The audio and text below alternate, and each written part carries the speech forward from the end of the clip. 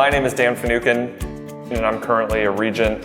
I love folk music, blues music, and I love singing and playing with other people. My name is Ian Peoples. I'm a Jesuit regent. I'm kind of a football fanatic. Most of my weekends are spent watching at least a few games. I'm probably one of the biggest Lionel Messi fans.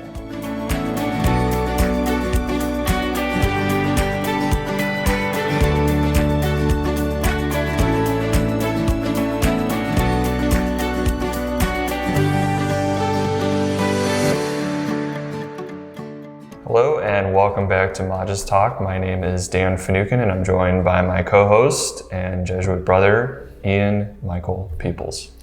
And today we welcome to the show Mrs. Alice Peralta. Alice, welcome. The president of St. John's College. Mrs. Peralta has been the president of SJC for 8 years, and before that she served as a teacher as well as in various administrative roles. She's also overseen SJC's ongoing transition to offering 4 years bachelor's degree programs, which is slated to begin this fall. And so we're excited to hear about Mrs. Peralta's thoughts on Catholic and Jesuit education here in Belize. Mrs. Peralta, welcome to MagisTalk. Good morning and welcome. And it is a school day, so we'll get you interviewed and then back to work, huh? Yeah. We're glad we know you have a busy schedule, so we're glad that we were able to find the time that worked. It's better in the morning early. For us too, because otherwise if it's in the afternoon, we come in from prison and we're all smelly and it wouldn't be good. Gross. Yeah. Shower would be necessary. And it's especially busy around this time because spring breaks are happening in the U.S. Mm-hmm. And so we're actually having a lot of groups coming in that SJC is kind of facilitating visiting. Like LMU is here right now, and you said John Carroll is coming soon. And so I'm sure that's exciting for SJC to be able to host. Of course, since we have become an AJCU full member, what has happened is a lot of collaboration we have had with many of the universities. And so we have seen an increase of that engagement that is with our students and of course with the Ignatian Colleagues program, which is, I think, wonderful for our school. And for our audience, the AJCU is the Association of Jesuit Colleges and Universities. I got that right, Dan? You did. Yeah. Great. And so wonderful, SJC is a part of the AJCU now, and great, and we're happy to talk about that. One of the things we like to start off in our interviews is just to ask our guests about how faith played a role in their lives growing up. So how is the Catholic faith a part of your life growing up? Well, I have always been a practicing Catholic, I guess because of my upbringing with my parents. I grew up in a strong Catholic family. It is still. Not only my family, my immediate family, but my extended family. And so, growing up, I could recall going to Sunday masses as a family. So as early as, we would take our dolls with us, but we would go to mass. And so we were raised that way. Even my grandmother, I would see that from my grandparents. And so, that upbringing, and it still remains. My mother is a lay minister in the church, and so we have been very active in the church in La Immaculada Parish in Orange Walk. But also, my dad also insisted that we would go to Catholic schools. And so I'm also an alumna of Palote High School. And the Palotine sisters, they are very much into the faith. And so when I attended Peralta High School for those 4 years, well, of course, those values, those morals instilled in the girls, and of course, myself, And so then I went to St. John's College, again, a Catholic school, very involved again in the church because, when I went to St. John's College in 1993, it was a lot about the sacramentals. At that time, you may not remember, but the chapel had a small chapel in the middle. And so every day we would have Mass at midday. Every day Mass was celebrated at midday. And we would have students coming, and we would also have many of the ladies in the community would come to Mass. And of course, we had the Sacrament of Reconciliation and many sacramental activities done at the school in 1993. And so, from there as a little girl, and then as a high schooler, and of course as a young adolescent, no? So it has always been a part of my upbringing and my life. So your mother is a lay minister, so she has served the church for years, but I was also speaking with Brother Carl Swift this morning, and he told me that your mother was also she's one of the people honored during the National Hero and Benefactors Day this coming Monday, so this will air a few weeks from now. And so we'll honor your mom for being a servant to Belize. Well, she was honored many years ago. And so, yes, she's a national hero. She had a private preschool for 45 years in Orange Walk. And so she served God's people in that capacity with the little ones. And of course, instilling in them those Catholic values. And so it is obvious that they know she serves the church in a different capacity, But also growing up in Orange Walk, we would have a lot of what we would call like novenas and praying of the rosary in families. So we are used to that. Like in the month of May and October, like my mother would say the rosary at the neighbor's house, and everybody would go there. Or in January, we would the neighbor would have Señor de Esquipulas. What is that? It's a saint. I think it's based from Guatemala. Okay. There is a place called Esquipulas, and so they have, people have faith in Señor de Esquipulas, and they do like a novena, long novena, 9 days in January, and the feast is January 15th. Okay. And so we grew up with those kinds of, a lot of novena, a lot of rosaries, a lot of different things apart from just, going to church. So, and it continues. Like my mom now prays that and serves the church and, is a Eucharistic minister. I mean, her health is not well now, but when she would visit the sick and, so many things. And so we grew up seeing that even before her mother used to do that. And so it's, it's something that happens. And in many families in Orange Walk, you would see that happening, people serving the church. It sounds like, what I'm hearing and what you're saying is that, growing up and into your young adulthood, that Catholicism was just part of the culture. And not only that, but that the importance and how much religion, like your faith and education went together too. So I'm wondering if we could maybe hone in a little bit on your experience in sixth form in SJC, which you said 1993, 30 years at SJC, as you were saying before we started the interview. What was it like? You've been to Pelote and then coming to SJC for sixth form. Like, what was unique or what was important about your time at SJC that made you want to stay? Well, definitely, I would say that one of the important things for me, being raised a practicing Catholic, the sacramentals is important for me. And having that opportunity to go to Mass, and during the Lenten season, do, the Mass every day, I think that was a great opportunity. At that time, they didn't call it campus ministry. It was more programs under the Student Affairs Office, led by, at that time, Mr. Rispat. And he assigned people to do community surveys and different things like that. And so the opportunity to be able to serve in that capacity I enjoyed that. They had, of course, many other things that you could do, sporting and different things. But for me, it was a natural. And so campus ministry is one of those things that I wanted to do and, help me to grow in my faith, help me to be able to serve. I really like that aspect. And so as a student, I enjoyed that. And, in fact, when I started to date my husband, at the junior college, I would say to him, well, if you want to see me at the Fordyce Chapel.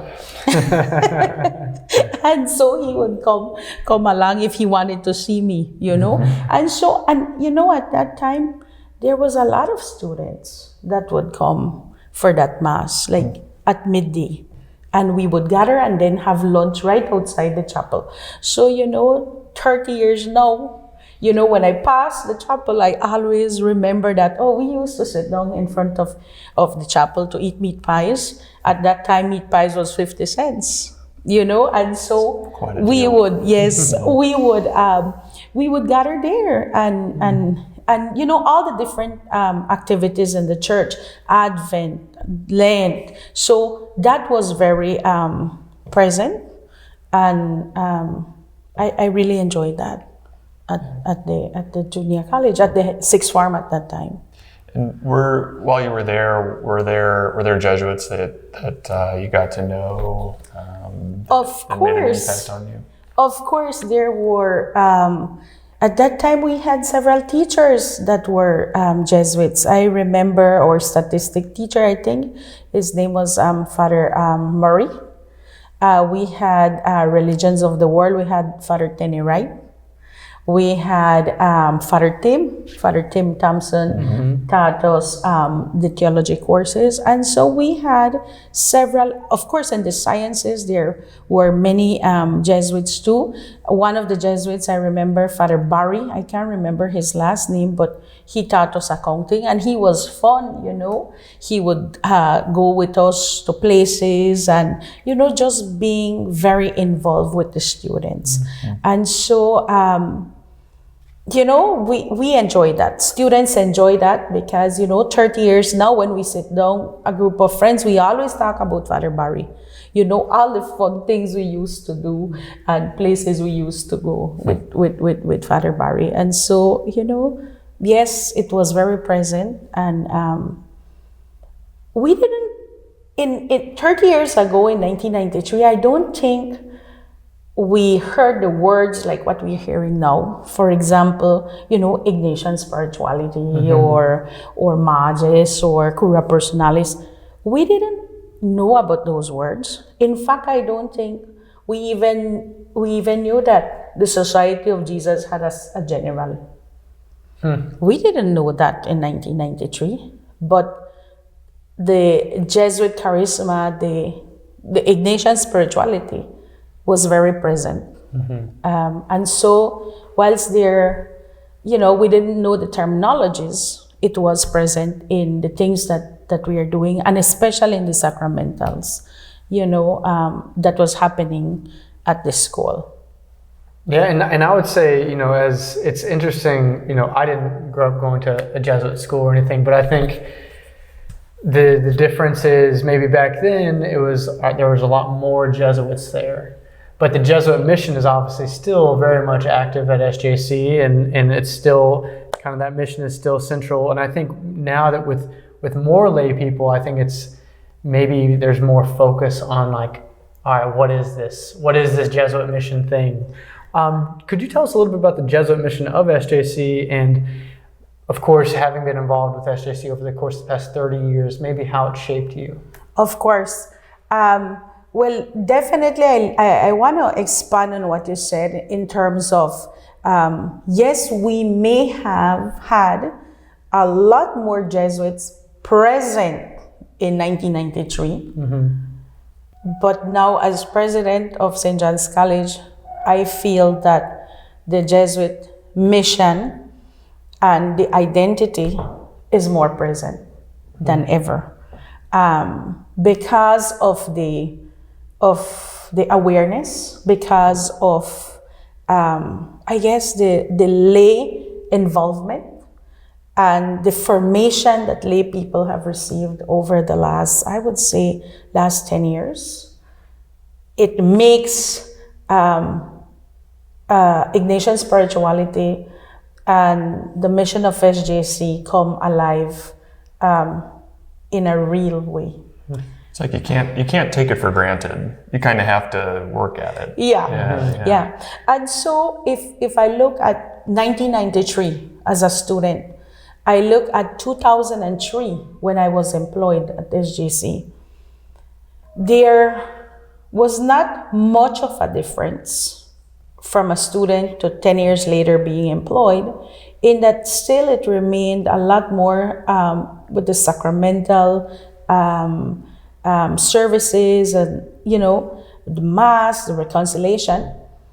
I would say until about 10 years later, 2013, you saw a difference. One, and I remember clearly, we had a retreat. Father Brian did it. Father Brian did that retreat. I think it was somewhere between 2009 and 2013. I can't remember exactly what year, but in his first assignment here. Mm-hmm. And one of the documents he reviewed at Trinidad Farm was a document that Father Adolfo Nicolas, the general then, wrote. And that's when we had that awakening. Okay, well, there is a general. And then we began to see, okay, well, if there is a general, then there is a structure, sort of like an organizational chart. And that's when people became more aware. Okay, well, if there's a general, then, we have networks, we have this, we have that. And I think that is when it started to come alive. But the wider connection to... Yeah. But to me, if I would have to say, to pin it to something, I would have to say that it would have been the amalgamation of the Missouri province and the New Orleans province that brought that together. And that happened in July of 2014. And the provincial then was Father Ron Mercier. Mm-hmm. And he brought, in my opinion, for us at SJC, the Jesuit identity and Ignatian spirituality here in Belize. One, because we became more involved. And one of the things that I can remember that he did was he would call a meeting with all his schools from the UCS province at that time. Mm-hmm. And we would have conversations around mission and identity because he invited the president, the mission and identity officer, and the provost and the superior. Mm-hmm. And so conversation around that. And that is when, to me, it all started.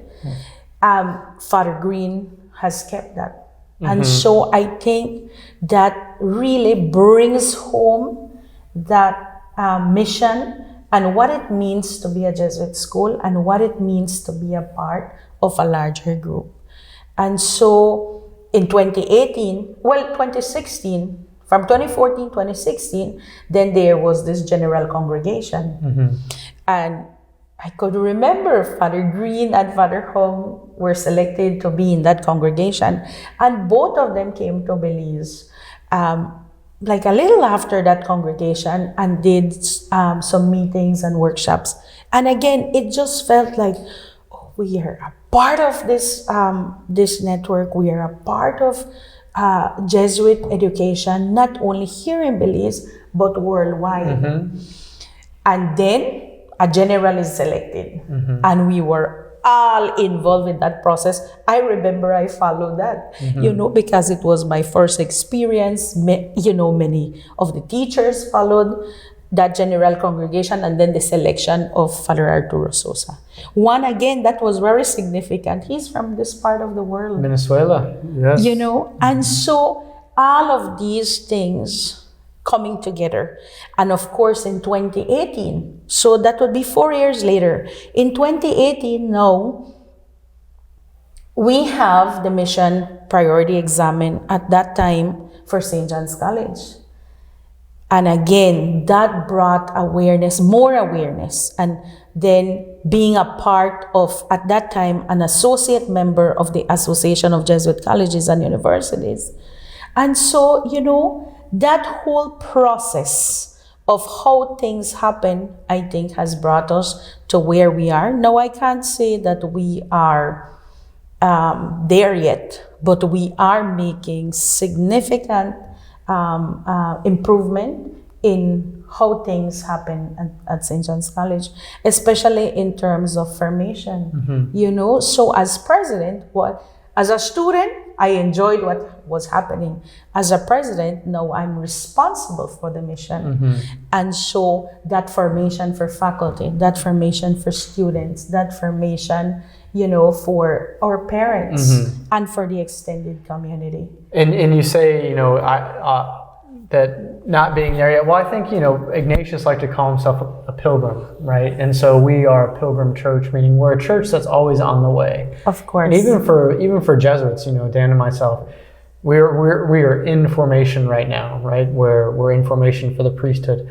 But even after, God willing, we get ordained, after that, we will still be in formation. Formation doesn't end; it's an ongoing process, right? Yeah. Mission is an ongoing process, and so I think, recognizing that we're on the way, right? That we're a pilgrim church on the way. Yeah, and I think that's true for individuals and for corporate bodies or for you know schools. Yeah. And I think that is exactly what has happened in the story.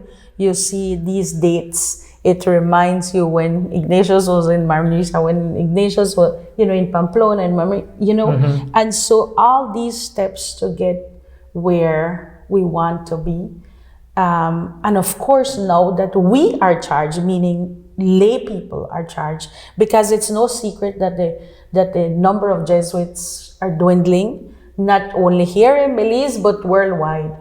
And so, you know, I see a lot more lay people taking the charge and trying to form themselves so that they are able to also form individuals. You know, and one of the things that is a testament of that is look at the theology certificate program that, you know, the Jesuit community is very involved with. I think that is awesome. I think that it should have been done before. One, because that's how you create, you know, even though the word sustainable is more aligned with business, but we have to create a sustainable church. We have to create a sustainable mission.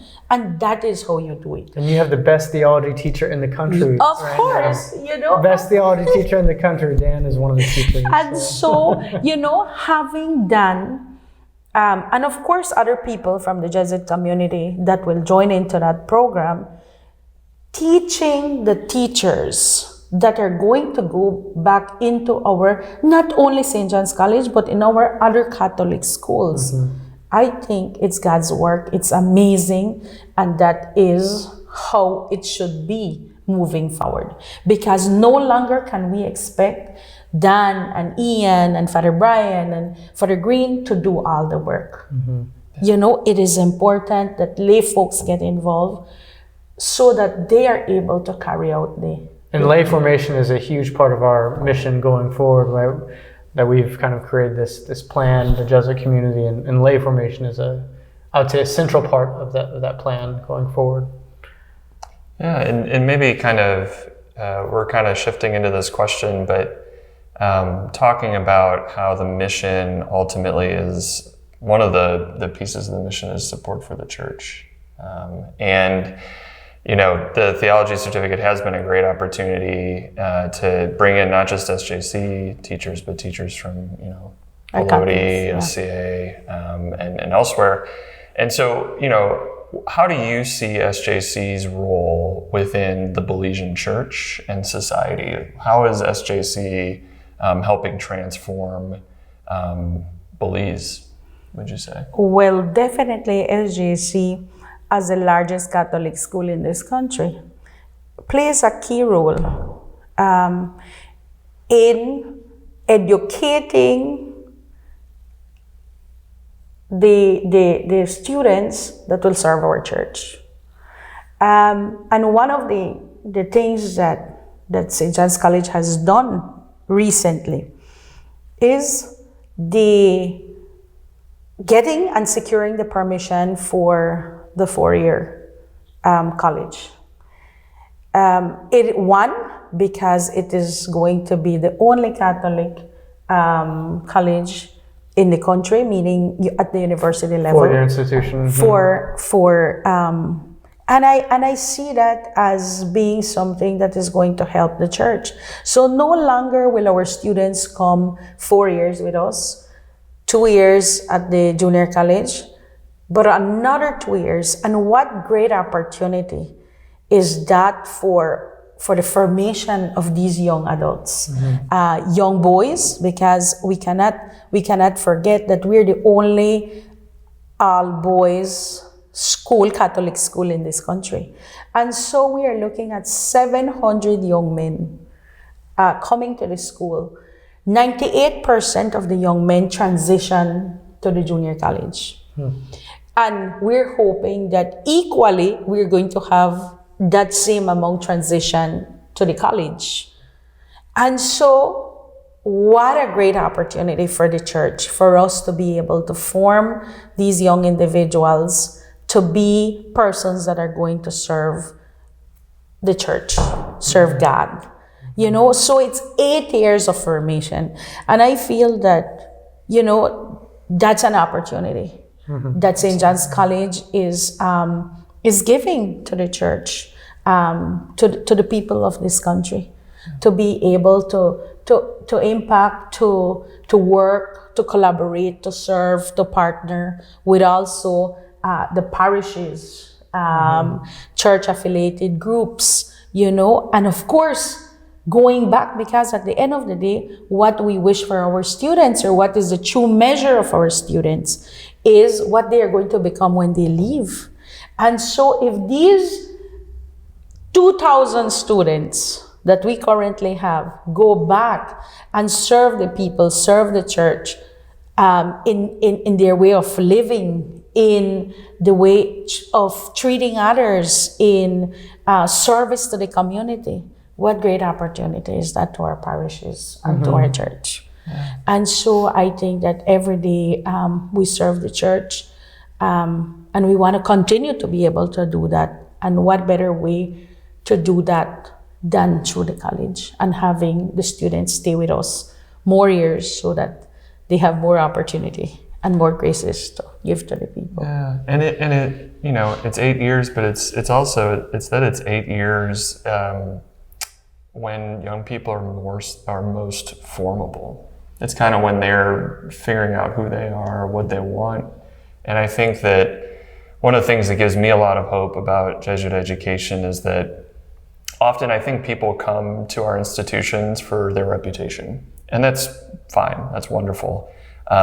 But I think it's a way in which we kind of hook them, but then we kind of form them to see that their education, it is about them, but it's about so much more. It's about awakening their desires, their talents, their intellect, to be able to then, as you're saying, serve the society that you're living in, to help transform it, to help enliven our church. So that makes me really excited, you know, to add a couple more years onto that formation process. Of course, it's not only about enlightening the mind, but also enriching the soul. Yeah. And so I feel the more years they spend, I mean, I could recall my days in 1993, which is 30 years ago. And, you know, I think about those times, and it fills me with joy. And the more opportunity we have to do this with our students, and the longer they stay with us, then I think it's going to become a way of life. A way of life, a way that, service is not going to be just another thing, or I'm going to do that because I'm going to get community service hours, but a way of life. And you're going to see that impacted in the parents that they become, in the mother that they become, in the father that they become, in that parishioner that they become, in that neighbor in their community. And so to me, it is where our students are going to be filled with all these graces, that they're going to be able to perform these actions without thinking about it as a to-do list, but as a way of life. And really being men and women for and with others. And we see that, in fact, look at Mr. Steen. I mean, when I came That's our cameraman. Our handy dandy cameraman. Our editor. And so, as I came in, you could tell, in the way he treats people. He says, it's a special kind of person that needs to do. Of course, it is a special kind of person. It is a person that loves the church and loves to serve and loves to do things. And of course, if we could have that kind of students, not only here at the Guadalupe radio, but also at the banks, as our politicians, as our doctors, as our lawyers, then what a great impact are we going to make in our country as a developing country. That's right. Because we're so young, 41, but as a developing nation in the future. So we may not see the fruits of this labor in 3 years, but we may see it in 10 years. And I want to ask this question because I think you are getting at this, but I want to just ask the question a little more straightforwardly. What are your hopes for the future of SJC and Catholic education in Belize? I think you're kind of touching on it. You're touching on it right now for sure. But what are your hopes for? Well, definitely our hopes for St. John's College is to continue to serve the people of Belize. We have served the people of Belize for 136 years, and we want to continue to do that. We want to continue to do that well. Of course, guided by our mission, and of course, guided by our Ignatian way of looking at things. And so definitely to continue to serve our country, to serve our students, and to educate students in the Catholic faith and in our Jesuit charisma, to be able to serve our country in the next 100 or 200 years. It's a long game. Of course. And one of the key things is when we started in 1887, we started as a high school. Then in 1952, we had sixth form at that time. And so now 70 years later, now a college. And so everything is happening in a time period where it will allow the college to be able to continue to operate, to continue to serve the people, and continue to instill values in our students. And of course, to have people of faith, a people that will have a great spiritual aspect of them, not only the academic, but also that spiritual growth, that spiritual awareness, that spiritual awakening that they are going to be able to develop this country as we move into 50 years and 60 years of independence here in this country. Well, Mrs. Peralta, thanks for being on our show. We have one last question. And that we didn't give you before. That we did not give you ahead of time. We tend to spring this on our guests, but all three of us will answer it. So you'll go first, and then Ian and I will follow. But it's hopefully an easy question. And that question is grounded in what we've been talking about, the power of education and really the power of the people who educate us. Is there a teacher you can think of in your time in school who really inspired and continues to inspire you? I wouldn't want to say a teacher, but I would say a colleague. And that would definitely have to be Father Snyder's. And I say a colleague because when I came to St. John's College in 2003, Father Snyder's was teaching life skills. And that was my first assignment, to do life skills. So he had one class and I had another class. And so we would spend a lot of time together planning and preparing. And so we had, and I can remember, very fun moments with him. You know, I was 24 years old. Father Snyder's must have been, I don't know, about 7. And so just that grace to be able to learn from him and his perspectives as a 24-year-old. He took me under his wings, meaning, okay, we would plan together and whatever. And not only did he was open to teach me, but he was open to learn. And that is one of the key things that I remember. I have always been very organized. And I like to meet deadlines. And so the headmaster was Father Vega. And Father Vega was a very tough headmaster. He had his rules, and we had to, make sure that we submit our grades and all of that. And I can remember Father Snyder's did not bring me his grade book. And at that time, we didn't have cell phones and all of that in 2003. And so, I would go to the residents and I would say, I need your grade book, because I want to enter these grades and have it ready. And then, yes, I'll give it to you. But he would just, at that time, he was still involved with the prison, a lot of things. Mm-hmm. So this guy was very, very busy. And he would not give me these.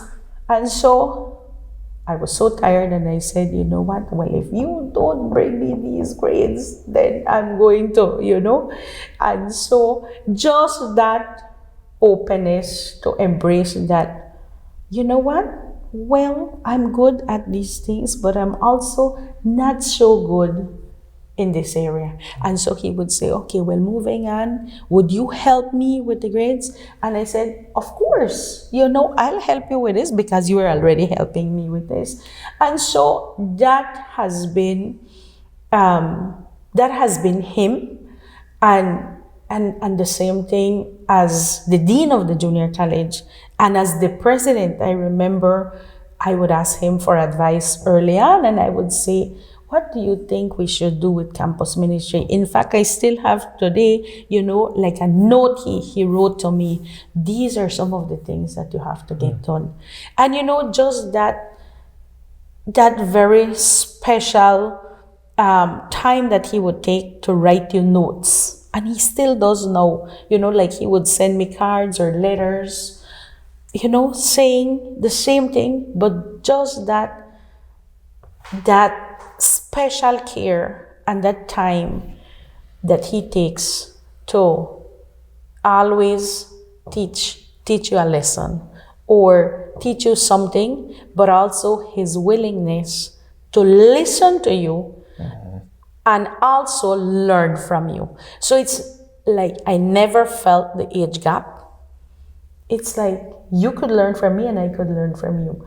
And sometimes we would, have differences and just that willingness. And so to me, definitely, I love him very much. And, I respect his work, respect all that he did for the people of Belize, and that love and care that he had for the students, for the prisoners, and for everyone. And and when I think about it, I tend to get emotional about it, because that's not something that you see every day. A person like that is, and so I see Jesus in him in many ways.